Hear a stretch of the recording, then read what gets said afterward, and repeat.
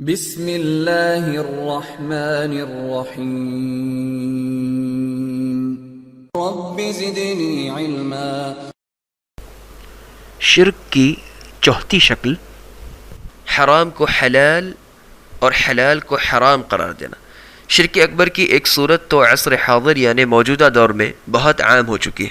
اللہ تعالیٰ کے حرام کردہ چیزوں کو حلال یا حلال کردہ چیزوں کو حرام کرنا ہے، یہ اعتقاد رکھنا کہ اللہ کے علاوہ بھی کوئی دوسرا شخص کسی چیز کو حلال یا حرام کرنے کا اختیار رکھتا ہے۔ اسی طرح اپنے معاملات کا فیصلہ کروانے کے لیے اپنی خوشی اور اختیار کے ساتھ غیر شرعی عدالت کی طرف رجوع کرنا اور جاہلانہ وضعی قوانین سے فیصلے کروانے کو جائز اور حلال سمجھنا، یہ کفر اکبر ہے جس کا تذکرہ اللہ تعالی نے ان الفاظ میں فرمایا: اتخذوا احبارهم ورهبانهم اربابا من دون اللہ، سورہ توبہ آیت نمبر 31۔ ان لوگوں یعنی یہودیوں اور عیسائیوں نے اللہ کو چھوڑ کر اپنے عالموں اور درویشوں کو رب بنا لیا۔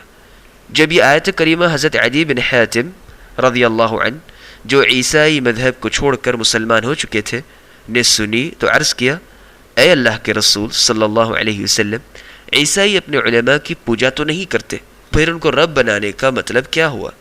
رسول اللہ صلی اللہ علیہ وسلم نے فرمایا کہ یہ بات نہیں کہ اگر ان کے علماء اللہ کی حرام کردہ چیزوں کو حلال کر دیتے تو عیسائی اسے حلال ہی سمجھتے تھے، اور اللہ کی حلال کردہ چیزوں کو اگر ان کے علماء حرام قرار دیتے تو وہ ان کو حرام ہی سمجھتے تھے۔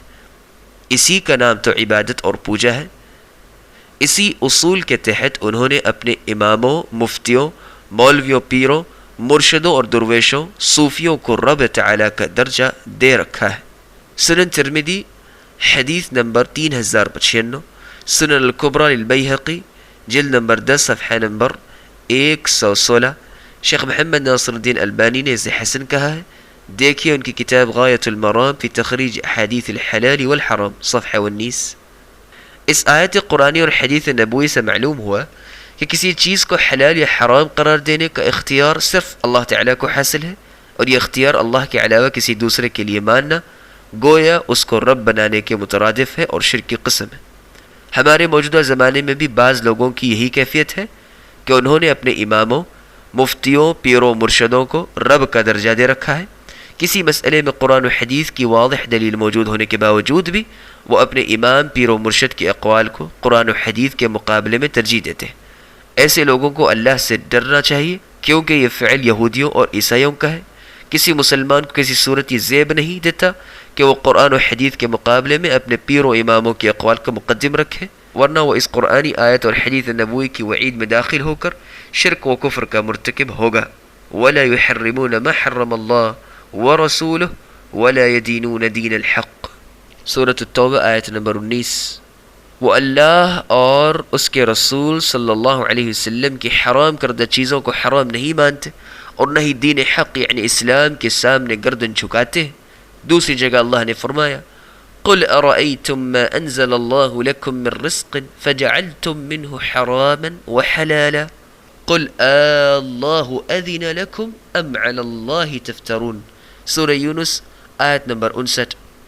اے پیغمبر، ان لوگوں سے کہیے بھلا بتلاؤ تو صحیح کہ اللہ نے تمہارے لیے جو کچھ رزق بھیجا تھا پھر تم نے اس کا کچھ حصہ حرام کچھ حلال قرار دے لیا۔ آپ پوچھئے کہ کیا یہ حلال و حرام کرنے کا اللہ نے تمہیں حق دیا تھا، یا پھر تم خود ہی اپنی طرف سے ہی اللہ پر جھوٹ باندھ رہے ہو، اللہ کی طرف ایسی باتیں منسوب کرتے ہو جن کا اللہ تعالی نے حق نہیں دیا۔